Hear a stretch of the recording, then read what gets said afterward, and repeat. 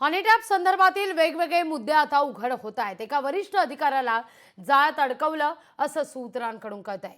सुरुवातीला अधिकाऱ्याकडे 3 कोटी रुपयांची मागणी करण्यात आली असंही सूत्रांकडून कळत आहे। पुन्हा 10 कोटींची मागणी झाल्यानं या प्रकरणाला वाचा फुटली अशी माहिती आहे। एका जमीन व्यवहाराच्या प्रकरणातून हनी ट्रॅप प्रकरण उघडकीस आलं असंही सूत्रांकडून कळत आहे। चर्चेतील हनी ट्रॅप संदर्भातील वेगवेगळे मुद्दे बाहेर येत आहेत। महसूल खात्याच्या एका वरिष्ठ अधिकाऱ्याला जाळ्यात अडकवल्यानंतर सुरुवातीला त्याच्याकडे 3 कोटी रुपयांची मागणी करण्यात आली।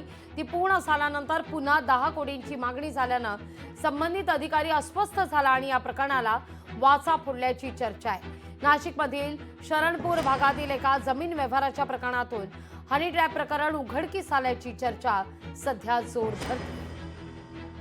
अधिक माहिती घेऊया आपले प्रतिनिधी महेश महाले यांच्याकडून। महेश, काय नेमका हे सगळं प्रकरण आहे? आता हे सगळं प्रकरण कसं उघडकीस आलं, का उघडकीस आलं याची चर्चा नाशिकमध्ये होऊ लागली आहे। महेश, अगदी खरं आहे लागवे। खरं बघितलं गेलं तर गेल्या काही दिवसांपासून राज्यामध्ये हनी ट्रॅपचा मुद्दा हा मोठ्या प्रमाणावर गाजतोय। यामध्ये विशेषतः नाशिकचं नाव हे मोठ्या प्रमाणात पुढे आलेलं होतं, कारण नाशिकमधील महसूल खात्यातील एक वरिष्ठ अधिकारी या हनी ट्रॅपच्या जाळ्यात अडकलेल्या होत्या। संबंधित महिलेने या वरिष्ठ अधिकाऱ्याकडनं सुरुवातीला 3 कोटीची मागणी केली होती आणि नंतर देखील 10 कोटींची मागणी केली अशी सूत्रांनी माहिती दिलेली। सुरुवातीला 3 कोटींची जी गोष्ट आहे ती पूर्ण झाल्यानंतर या महिलेने अधिकची मागणी केली होती।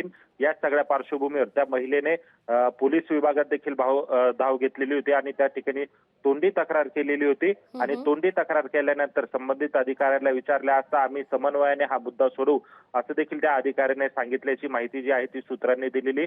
त्यामुळे एकूणच पोलीस दप्तरी जरी याची नोंद नसली किंवा शासन दप्तरी जरी या हनी ट्रॅपची नोंद नसली किंवा तक्रार अर्ज गुन्हा दाखल नसला तरी मात्र हनी ट्रॅपची जी जोरदार चर्चा आहे ती नाशिकच्या राजकीय वर्तुळासह व्यावसायिकांमध्ये मोठ्या प्रमाणात होऊ लागलेली आहे। कारण अशा प्रकारे लायझनिंग करणाऱ्या गोल्डन गँग आणि व्यक्तींवर आता प्रशासनाची देखील मोठी नजर असणार आहे। त्यामुळे या हनी ट्रॅपच्या माध्यमातून अजून कुठले कुठले मुद्दे हे समोर येतात हे पाहणं देखील तितकंच महत्त्वाचं ठरणार आहे। लागवी अगदी महेश, तुर्तास धन्यवाद तुम्ही दिलेल्या एकूणच सविस्तर माहिती करता।